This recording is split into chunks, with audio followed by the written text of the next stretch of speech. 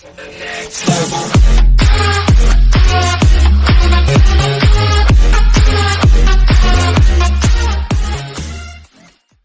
thought he was an Uber driver. But when he drove them, police in Hilton Head, South Carolina, say 2 women were lucky to escape unharmed after they fled a purported Uber driver who drove them down a dirt road and grabbed their phone when they threatened to call 911.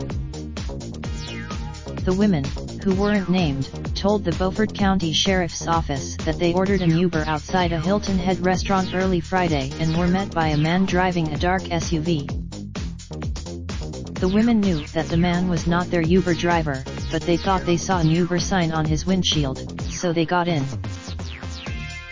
The passengers, one in the front seat and one in the back, gave the driver the location of their vacation home on the south end of the island. They didn't notice that the front seat passenger said she told the driver that she was calling 911, and he grabbed the phone from her hand and stopped the SUV.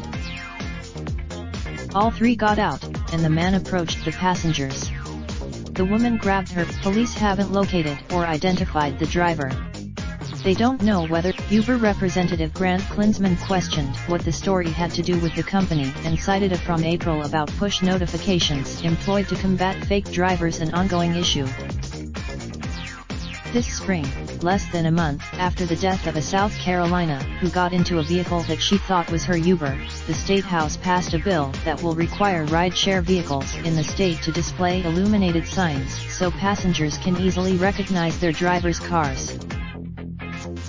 The Senate approved it 1 month later, with the added provision that drivers must also display their license plate numbers in the front of their vehicles, and it was signed into law. Also in June, U.S. Republic.